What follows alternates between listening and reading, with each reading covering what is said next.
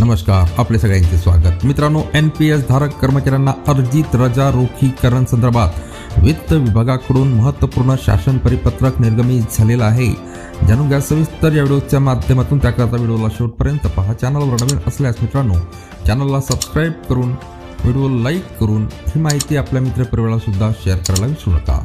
तर मित्रांनो, राज्यातील राष्ट्रीय पेन्शन योजना म्हणजे NPS लागू असणाऱ्या सभासद सेवानिवृत्त, राजीनामा, नोकरी सोडल्यास, निधन झाल्यास महाराष्ट्र नागरी सेवा रजा सुधारण नियम 2016 मधील तरतुदीनुसार अर्जित रजा रोखीकरण नोंदणी करण्यासंदर्भात राज्य शासनाच्या वित्त विभागाचे अवर सचिव अनिता लाड यांच्या मार्फत राज्यातील सर्व राज्य अभिलेख देखभाल अभिकरण संचालनालय, लेखा व कोषागार यांना सदर शासन परिपत्रक सादर करण्यात आलेले आहे।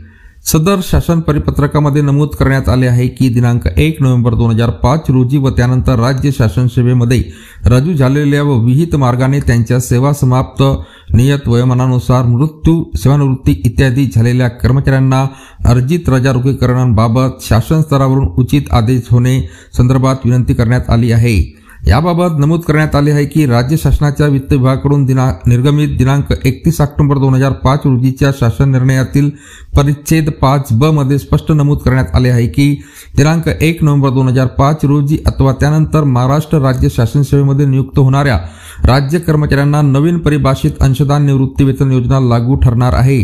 मात्र सध्या अस्तित्वात असलेली निवृत्ती वेतन योजना म्हणजेच महाराष्ट्र नागरी सेवा निवृत्ती वेतन नियम 1982 व महाराष्ट्र नागरी सेवा निवृत्ती वेतनाचे अंशराशीकरण नियम 1984 आणि सध्या अस्तित्वात असलेली सर्वसाधारण भविष्य निर्वाह निधी योजना त्यांना लागू होणार नाही। परंतु दिनांक 1 नोव्हेंबर 2005 रोजी किंवा त्यानंतर राज्य शासन सेवेमध्ये नियुक्त होणाऱ्या कर्मचाऱ्यांना महाराष्ट्र नागरी सेवा रजा नियम 1981 लागू होणार नसल्याबाबत कोणतेही आदेश शासन स्तरावरून निर्गमित करण्यात आलेले नाहीत। यामुळे सदर नमूद कर्मचाऱ्यांना महाराष्ट्र नागरी सेवा रजा नियम 1981 हे जसेच्या तसे लागू होणार आहे।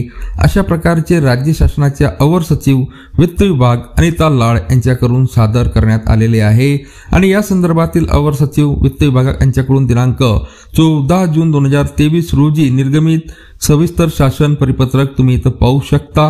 पुन्हा भेटूया मित्रांनो पुढच्या व्हिडिओमध्ये नवीन अपडेट्ससह। तोपर्यंत धन्यवाद।